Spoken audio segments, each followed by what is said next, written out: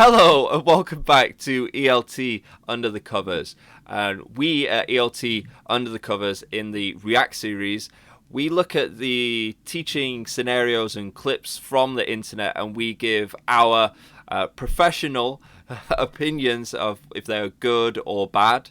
But before we get into the clips, let's do some introductions. I'm Neil of Team Teacher fame, and I am joined by the radishing Rich Rude. Again, radishing by radishing Rich Rude, grower of vegetables. We need this. We need a new intro. Anyway, today we're going to look at something really. What are we going to look at? Oh, I see what we're going to look at. Not the title of this. All right. Here we go. So this is going to be a spicy one, kids. This is going to be a spicy episode. It's actually a comedy clip, and it's a comedy clip of this new push towards many gender pronouns. But the conundrum that would be presented in the English language teaching world, and for also learners of the English language. But remember, kids, this is all meant to be funny. It's all meant to be humor and to be taken lightly. And we are just kind of looking at how they are going to approach this in a funny way, etc. It really comes into it. I got a question on a stream the other day, and I'll bring it up later. But all right. Okay. So, is there any more preamble you want to say about this thing, or? No. It's meant to be a joke. Yeah, it sounds bad just saying that though. Okay, let's fire into it. I swim. You swim. We swim. Very good, everyone. Now, Farhad, do you swim? I swim. Everyone, Farhad swims. So, he swims. Good. Now let's conjugate the verb to swim with the other pronouns. She swims. They swim. Can we just pause it? Z swim. Before we get into this, does anybody do that still? I don't know, man. What is all that about? We've seen it quite a few times on this show all now, the time, right? Yeah, it's like the stereotypical, like archetypal, popular culture representation of a language teaching classroom is literally I am, you are, they are, isn't it? Yeah. Surely no one ever does that. What? I mean, just rote repetition. I understand doing that if you've got like a beginner kids or something like that. No, even. I disagree. No. But I've seen you never it. Do it. Yeah, I know. I'm sure you have. It just shouldn't be done. I just don't agree with it at all. It's just nonsense. Yeah. When do you ever say I am? I mean, not that it is impossible, but when do you ever go somewhere and you go, I am? You obviously are. You've never met Brian Blessed. Yeah, exactly. It's a very stylistic thing. Yeah. But, even if you conjugate it, you're, am, he's, even that doesn't really make a lot of sense. I think we need more. And then you're going into the present continuous. And should you be teaching that to beginners? I don't know. Maybe. No. But I don't like it. I think it's rubbish. Nonsense. You don't need to do it. I'm not saying don't provide the students with it as a reference, but I just think it needs to be contextualized. And the good way of doing that is adjectives, so feelings, or nationalities is a common one, isn't it? I'm English. He's Scottish. She's Spanish. Okay, that's how I do it, like that. Not she is. No. Let's have some contextual, real language. I agree. I very much agree. Let's see how they teach the next part. Well, we've already had a little sneak peek, haven't we? Zer swims. Z swims. Zai swims. What's wrong? I don't understand. That's okay. I don't understand, and that's all right, Louise. So I is the first person pronoun used when you're referring to yourself? I swim. Correct. Yes, I understand I, pero I don't understand what is that. Oh, they are all gender neutral pronouns. What Is does that mean? real? Gender neutral pronouns are All what of you those? use when you're referring to someone who doesn't want to be referred to by traditional masculine or Well, what do you mean by real? No, I mean, as in, this is where it gets spicy. Everything that she's got on the board, is that everything that's actually used as pronouns, or because it's this comedy skit, have they kind of added random stuff on as well, to exaggerate? Because I'm not you can very definitely find lists of pronouns that go on very extensively by all kinds of different groups. But are they like ones that people have just Joe Blogs has put up on his blog, or are they ones that have like a government approved, or approved by some sort of institution, to say that Okay. this is something, when you go to, we say this is a word, but if it's not in the Oxford Dictionary, it's kind of not officially a word. You know what I mean? Yeah, it's a real can of worms. Oh, it's a big in fact, can of worms. I would say it is a large vessel of worms. It's a tankard of worms. So I think one of the problems there, Neil, and problem with this whole thing is exactly that. Because you're saying, well, we need to refer to our upstanding institutions such as Oxford English Dictionary or whatever, to tell us what are the pronouns that are the official, proper ones. But the very nature of that goes against the ideology on which this is based. The ideology on which this is based says that you can self-identify, meaning that you don't need to identify as one of those pronouns. You can identify as anything, right? That's kind of the point of it. It's supposed to say that you can choose your pronouns, and they can be whichever you want. And I'm sure that there are people who try to inflate that to discredit the whole thing. Say, oh, there's 20 million pronouns. I don't think that number has come out yet, but effectively there could be. You go to just different institutions and they recognize different pronouns, just like the very kind of LGBTQTT plus, the acronym grows in letters, and sometimes it has different letters because different people are recognizing these different gender identities. And that is the I would say the vast vessel, the ginormous vessel of worms that this movement has as an issue. Now, I don't really know where to go with this. I think we're gonna go from descriptive language, okay? And we're gonna say that if something is being used by a large amount of people frequently, then we're going to define how useful that language is in terms of the proportion of people that use it and how often they use it, right? This is why we might start our kind of grammar-based syllabus learning about the conjugations of the verb be, because, people use that a lot, right? Yeah. So therefore it should be learned right at the start. And as we go through, we kind of focus on less and less frequent things.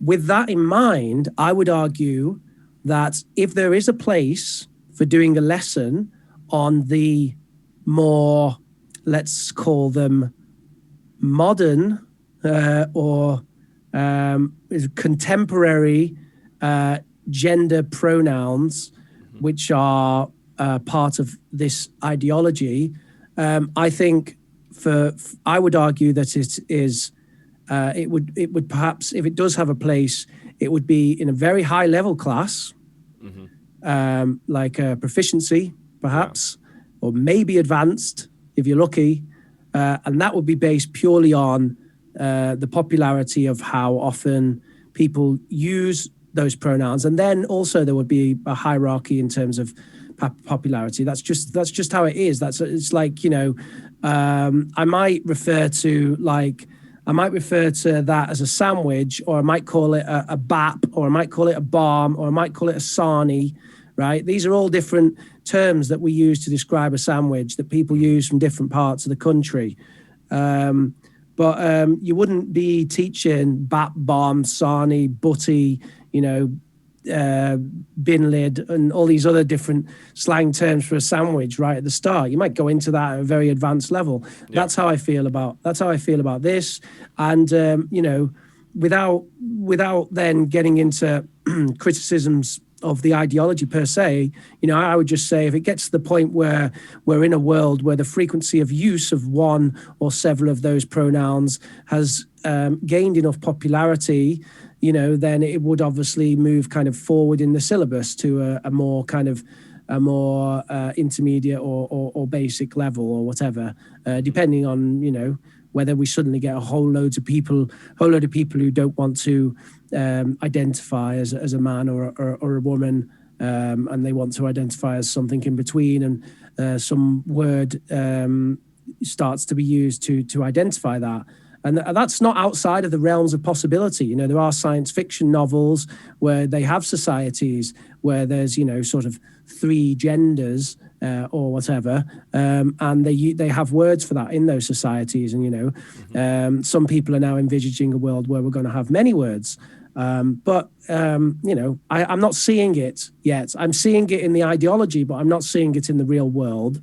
And I think we have to consider our students as being people who are kind of living in the real world, not to kind of teach them this because someone thinks it's the morally right thing to do.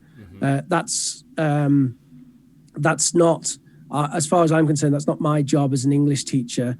It's my job to make the judgment on how frequently that language is used and how useful it's going to be to my students. I'm not here to instill in them an ideology to try and control or guide future language. It's not up to me to inject into the language 27 new pronouns or even one new pronoun. I don't think it's up to me to do that. That would be taking a kind of a prescriptive approach to language, and I'm not a prescriptive language teacher, or at least as much as I can't be.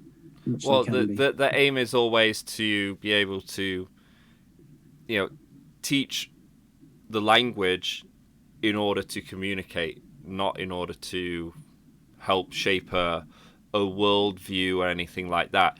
It could just, the issue is, and when you kind of delve deeper, is a whole bunch of languages already have worldview shaped in, so I can kind of understand, I had some students in Spain, and I've had students from Latin America, and for example, they had, like in Argentina, they have the president is the female, right?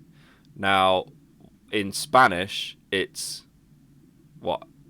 el presidente, but that's masculine for female, so there's no female equivalent of that. I think most people would just go, well, at this point, does it even matter? If or what have you? But that it's already it's already inbuilt into many languages. And also, I was thinking, kind of like, if you were to teach these. Teaching these pronouns, or even just pronouns in general, especially with like kids and beginners and young learners, you're always looking to get a context to be able to understand, to be able to do comprehension checking.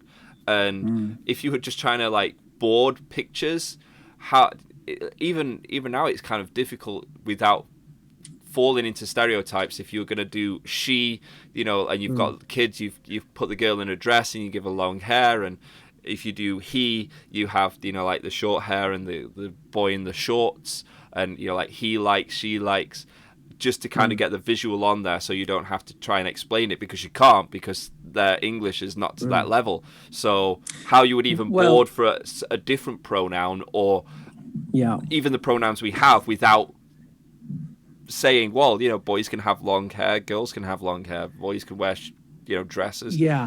It's just a whole bag of worms. Where is the line between teaching to communicate and teaching this whole other world around? That's right. Yeah, and I think you're actually getting to the extent there where it's kind of the worms are multiplying. And now we have an ocean of worms, and soon we're gonna have a planet of worms, and soon the worms are gonna have spaceships and they're going to be going to other planets. You know what I mean? Like, this is where we're kind of be going with it, isn't it? Because I mean, as soon as you said then about the kind of what they call what some people might call gender stereotypes when it comes to the typical oh look, here's the girl. I mean, when was the last time in an English course book you saw like the first introduction of girl and boy, where the girl has short hair, the boy has long hair, the boy's in pink and the girl's in blue? That would really confuse the kids. And I know, just saying that is something that could get me in trouble, and probably would. But I'm afraid it is kind of reality. And likewise, imagine this, that you're showing kind of examples of people from different countries, and, you obviously in these textbooks, they're always actors, aren't they? They're just random actors. So, here's a photo of, Rob from England, and he likes, pies or whatever. And then, and here's a photo of Gina from Nigeria, and you have a picture of like, let's say a slightly overweight white woman. Yeah. I mean, would you? Would you? I mean, there probably are some there probably are overweight white women. But then you get lots of questions, right? You get questions from the students. Don't Nigerians have a different coloured skin? Don't they? I'm not saying that Nigerians are not overweight per se, but perhaps they don't have as much of a problem with that as people do in the West. And it makes you, again, for me, it goes back to this idea of descriptive. It's kind of like we want to be describing the world around us, okay? And it's a philosophical issue that, how many ravens do you have to see before you can declare that it's true to say all ravens are black? Yeah. And it sort of depends, you go back and forth with this. But, you get to the stage where you kind of say, well, I might not know that every raven in the universe is black. You may occasionally get one with a genetic abnormality, which makes them, I'm sure white ravens do exist. I'm practically convinced. I'm sure that in the history of time, there's been one, and maybe it's even a common genetic abnormality. Maybe you get that, that thing where they have the pink eyes and the white pigment. I mean, maybe that happens. But I think you'd be hard pressed to tell someone that saying all ravens are black is a wrong, And I think that's the approach that we need to take pragmatically, particularly when it comes to people who are trying to learn another language, but I mean, I would argue, I would go much further than that. And I'd, argue that in education, that's the language that's the way we should teach. But there's obviously a lot of people who disagree with that, because we're seeing lots of different views in education at the moment. But, I really think, I think that we have to go with a pragmatic approach here. We can't start prescribing these kind of different ideas where everything kind of becomes, where we're kind of stigmatizing the ability to classify anything. Mm-hmm. How what is it that makes then, this person, this is Fred and he's French. What does that mean? You know, and it's true, we can get down to that level where we say, what does that mean? And we kind of sort of boil it down. It starts, if we completely stigmatize the ability to, you know, categorize things and people, which, you know, it can be very bad to categorize things and people. You have to check yourself. Yeah. But if we completely stigmatize it to the point where there's no ability to categorize whatsoever, then it just becomes, everything becomes arbitrary. Yeah. You know? And that's sort of how I see this. You know, it's like the discussions that we've had before where we've talked about, well, you know, why can't they say this in English? It's not correct, but, you know, it's, you know, people text that way or something like that. So why is, and, you know, we've had these arguments about standardization. There's also on the counter side to it, though, it's, there is often reinforcement of, you know, like whenever you look in the test books and they're like, oh, he's from Germany and he's got lederhosen on, you know, how it's a stereotype, but how long is that going to keep going on for when, you know, like that uniform is just never worn anymore anyway, or it doesn't even start to reflect reality anymore? Do you know, like if they start doing, oh, he's from America and it's a white guy wearing a cowboy hat. I mean, literally, I think it's 2025 where the majority of America is going to be, I think, biracial. It was something like that. It's going to be more of a brown color. That's going to be the reality. Well, the thing is, you know, when you say biracial, I mean, they're already biracial, aren't they? We all are. We are, yeah. I mean, what am I? Am I Celtic? Am I Roman? Am I Saxon? Am I, you know, I actually have had a look. I've had a genetic analysis done. There's actually some Asian in me. It's like 0.1%. So I've got some distant ancestor from the Far East. You know, so, you know, like where are we going with that? I just think that, but I agree with you. Yeah, the lederhosen sounds a bit much, but to be honest, I don't see that anymore. Does that still happen? I mean, the textbooks I see, they seem to be a lot more modern than that. It's getting better, but you know, like I think the biggest issue that the people are having, it's taking so long for everything to catch up. You know, because some people are stuck in the past where, yeah, a girl has to have long hair. You know, I hope that no one around that I know just goes, well, you're not female if you don't have long hair. That doesn't make any sense whatsoever. You know, but you know, you might have people that kind of lean that into that way. But we're all kind of different. Everyone's different levels, and everyone wants everyone to be more accepting at the same time. And it's just so difficult to prescribe that. Yeah, I mean, it's definitely, you know, we're not the experts on this. No, not at all. And but it's just the difficulties that we face within this realm, because it is very linguistically based. Yeah. Where we're teaching it, but it's not in the wider world. It's more ideological. Yeah. I think if I was employing, I'm going to put it this way. I think if I was employing two teachers and they were both teaching basic level English, okay, and one of them put like a picture of a girl, stereotypical girl, picture of a stereotypical boy on the board, and start doing, you know, he's got this, she's got that, da da da da da. And another of them start doing what she's doing in this video, then I would be much more concerned about the person who was teaching like 58 gender pronouns to new students compared to the person who was using some perhaps dated gender stereotypes to teach beginners. Yeah. You know, and I'm not sure I would really be that concerned about that at all. Not unless there was some other evidence to suggest that their classes were archaically traditionalist. you know? Yeah. I'd want to see something else. If someone comes to me and says, "Oh, it's a bit problematic. Had a girl with long hair on the board." It's like, okay, but if you just look around at the other teachers, like 90% of them that are women have long hair. Yeah. So I don't think I'm going to have a big problem with that. If they put a girl with short hair on the board, that's fine as well. So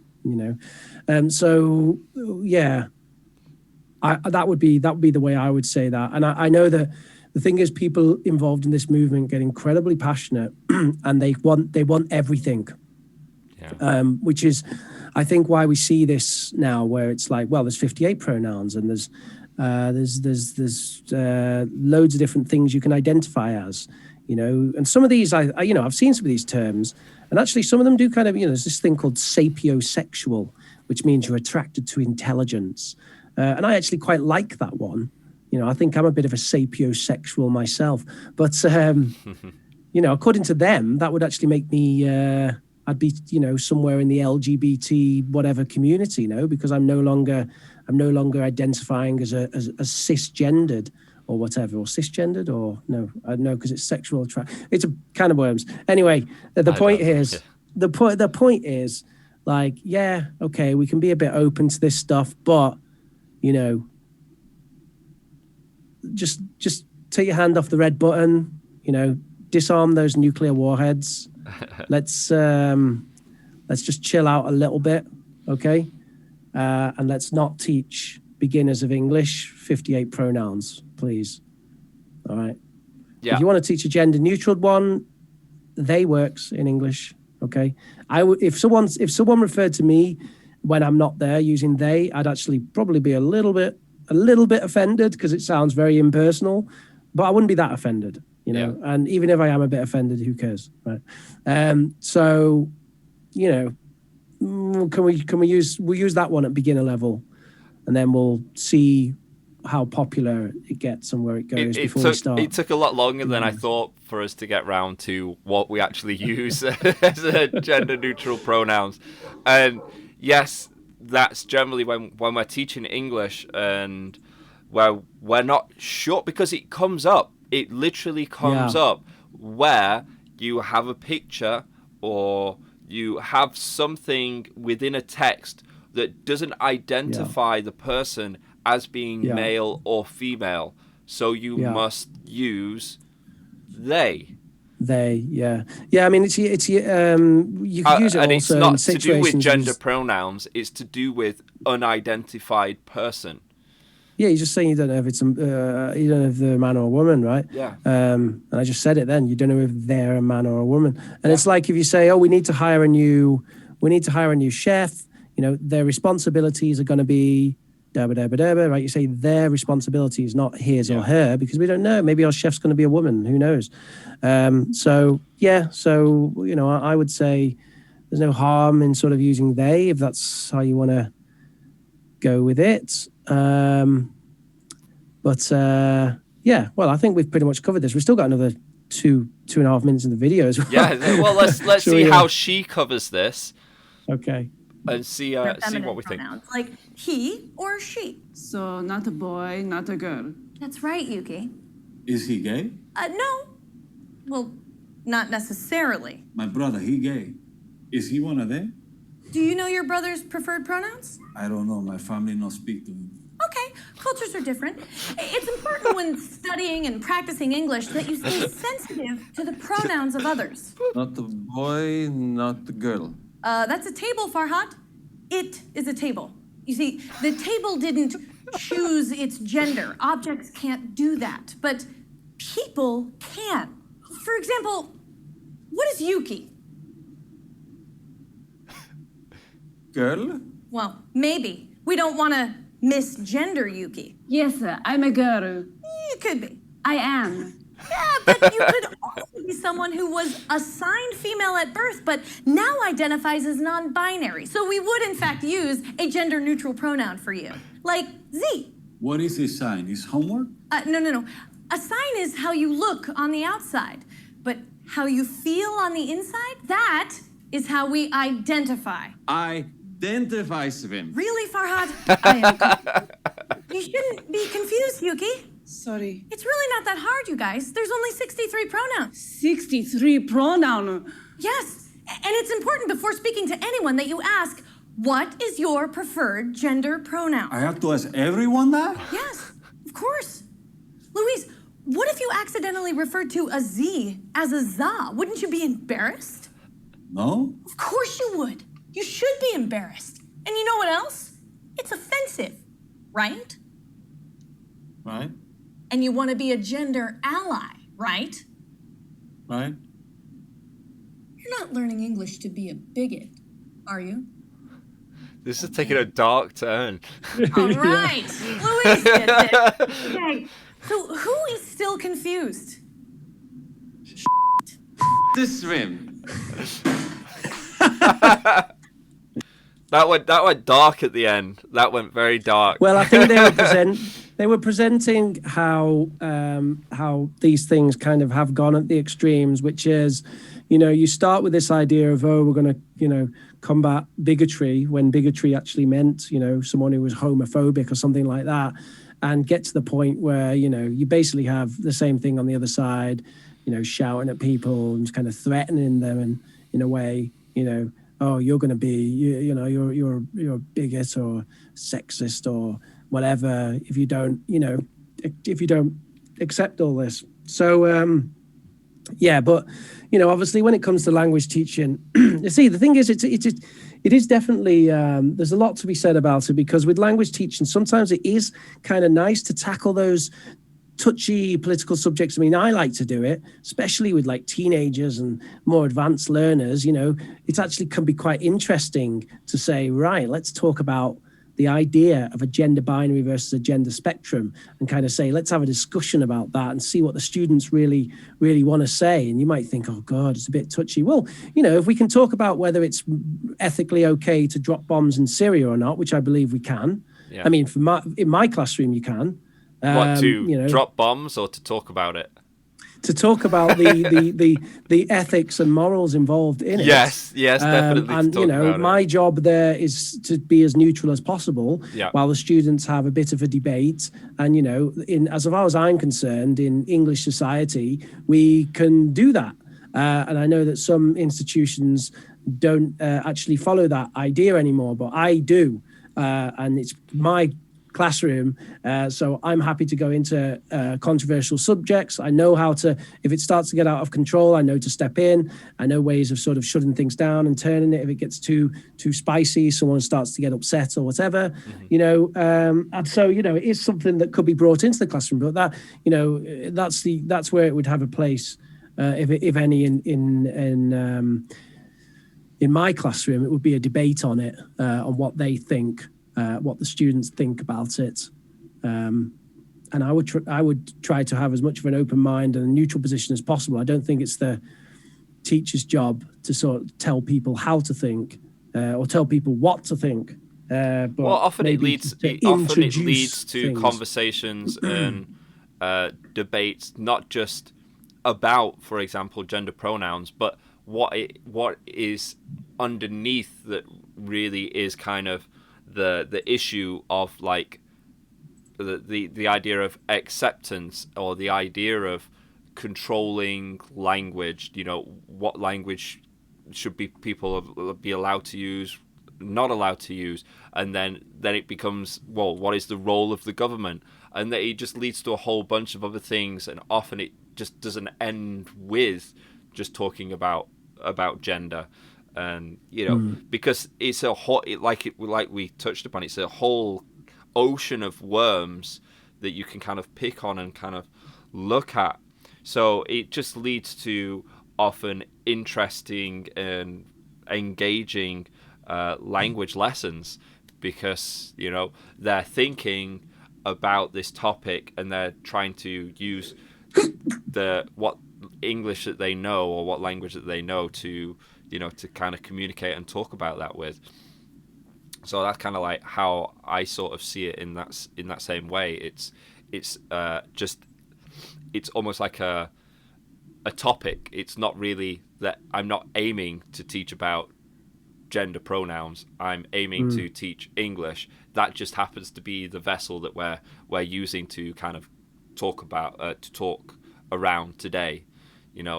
Another day it might be a topic about war, or it might be another topic about just favorite pets or what have you. It doesn't. That's not the focus. It's just a means to the communication, learning, and teaching. But it's definitely an interesting area in how far and how deep you go. I totally agree with you, though, that it should be for more advanced speakers and advanced learners, and you can teach it as what it's been trying to be used as a pronoun. So you could teach it as that, but like below those levels, if they've not got that level where they're kind of reaching to these more outer limits of vocabulary and lexi, then it is a good means of a topic to kind of discuss and talk about with students to practice their English. But if you're teaching really young or really beginner learners, then if you're looking for a simplicity for them to just kind of use a gender neutral pronoun, then they is generally the standard for the industry. I would say the standard for English, and that's kind of a good starting point. And as they develop further, they can segue out into incorporating as many of these different gender pronouns as they want. If they want. Yeah. I mean, and maybe they will become standardized at some point. We don't know. But it's a language, so they might. Yeah. It's, as you say, it's if it's used. If it's used, then it gets put into the dictionary. Kind of. The only way. time I've ever heard them used is when people are explaining it. I have never said one of those other pronouns when referring to someone in a conversation. Yeah. Now, don't know what that says about me or the people I refer to in conversation, but I've never said it, and I'm pretty certain that I've never misgendered someone. Yeah. Although, I don't know, I guess I don't get to make that decision according to that belief system. Although I do think that's a little bit nonsense, because for me, it really does, it gets to the stage where, someone might say, when I'm not around, someone might say, "Oh, can you give this to Rich?" And they go, "Who's Rich?" "Oh, there's a bald guy." "Oh, the bald guy. All right. And then I overhear them and I come in and I go, "Excuse me, you just call me the bald guy, but I've got hair." Yeah. I do have hair. Yeah. I mean, I could actually grow it out. I mean, I've got quite a lot on the back there. Someone just misbalded me. You know, I know I'm being a little bit tongue in cheek about that, and I probably wouldn't actually be that offended. But if I was of a certain mind, I could be. Yeah. Maybe someone would. You could say something like that about someone's hair. Oh, the girl with the I don't know, the girl with the yellow hair. It's not yellow, it's blonde. Whatever. I don't know. The point is, people could get offended, and maybe it's their right to get offended or whatever. But to prescribe, to say no, you must refer to it about this. I mean, I'm getting into my political opinion about it now, but yeah, not keen on that. So I think the neutral position we can take is, as you say, prescriptive. We'll be prescriptive. So if it starts to get frequently used, then there'll be some argument as to bringing it into the language classroom. But I'm not seeing it. I'm not seeing it in conversations with people yet. So I would say if it is going to happen, it's probably decades away. But I don't know. I guess we'll see. Yeah, it takes a long time for actually it doesn't. When we're talking about language as a whole, change fast. Yeah. Language as a whole evolves slowly, but at the same time it evolves very fast. In that we adopt words, and suddenly boom, it's like a wildfire. Yeah, totally. I just feel like something like this, where it's something so like deep and innate. This idea of pronouns. I think that will change more gradually. Because I think it's less based on, as you say, it's less based on language. It's more based on ideology. That's why we still get the, girls with long hair, the Americans in cowboy hats and all that sort of jazz in like kids' course books and stuff, because we've not really moved beyond this idea that's in the past. And I can understand how that's frustrating. I get it all the time in Canada. There's a idea of what a British person is, and it doesn't always mirror with who I am or what I identify as British. Every time I asked a Canadian, I had that conversation with a Canadian, they always ask me how's London. It's like I've only been to London 3 times in my life. Don't really. You probably know London more than I do. So everyone can get annoyed by those kinds of things. Yeah. But and we know about how people, when they first see me, they sort of think that I'm into football and I drink beer and eat pies. And only 2 of those things are true. Leave your comments below to what they. Oh, Rich. Oh, sorry. Was that going to be our? That was going to be our contest. You can win this cup if you can guess. Exactly. All right. I understand it. I understand this idea. But it's going to take a while before these concepts that we have of people, nationalities, all of that is going to be not changed but more contemporary, more developed, and it just becomes, you just got to be more accepting and of the world. And I think generally the way we've got internet now and all these online platforms, it allows us more to interact and talk with all people from loads of different backgrounds, and it just expands your world so much more. You realize that you're not just this person in this small town, that you are connected in a wider world. But it's not part of the English language teaching industry, in that it's part of the way that we teach English, especially to beginners. It is included when we are using it as topics for practice and interesting discussions and debates. That's my perspective. Yeah. You got anything further you want to add?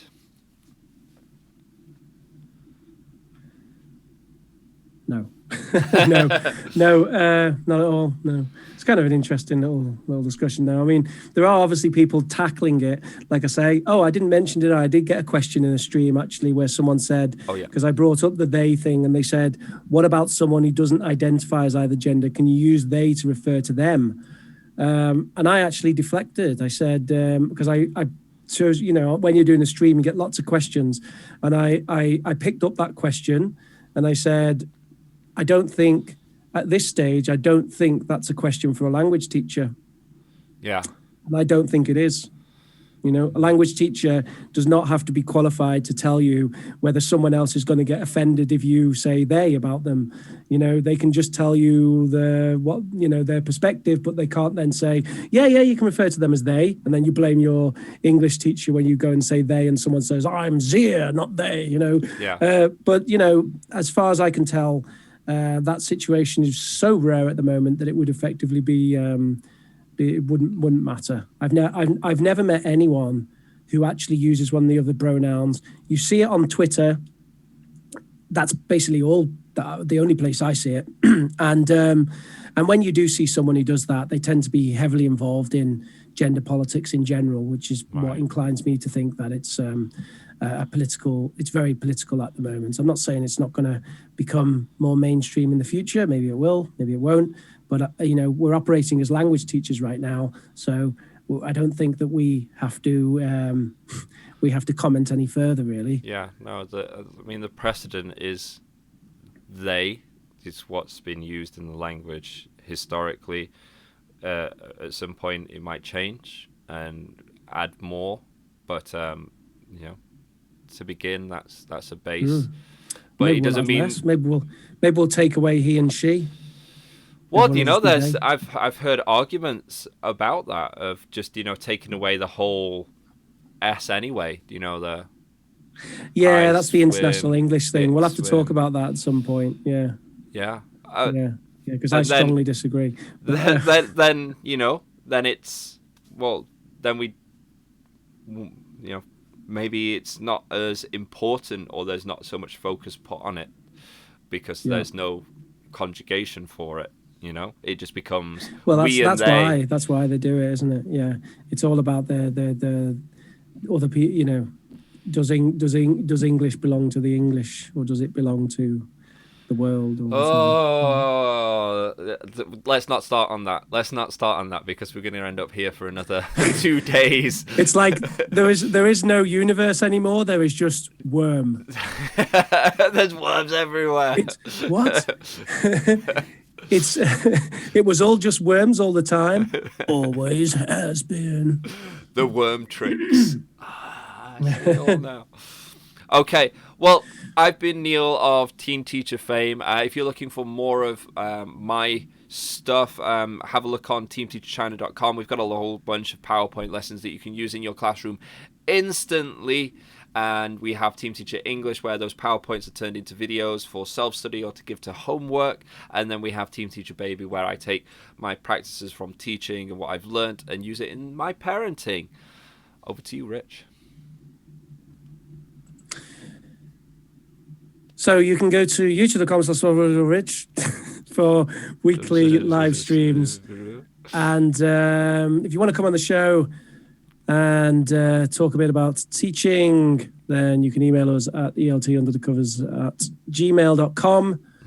And we're happy to speak to anyone who wants to have an interesting conversation and is involved in teaching. If you want to come on and argue for the position of teaching elementary students more than the basic pronouns, as in, if saying the word the basic pronouns might be somewhat offensive to some people, then by all means you can give it a go, but I would not envy your position. I think you'd be a difficult position to argue from, and I think we'd give you a bit of leeway for that if you did want to come on and argue for that position, or if you just want to come on and talk about teaching in general. We're always looking for interesting people to have conversations with. Yeah, and you don't even have to come on, just leave a comment below about your perspective, especially teachers. We want to hear from teachers, English language teachers, of what they've done in with the classroom. If they touched on this as it come up in your classroom, let us know, because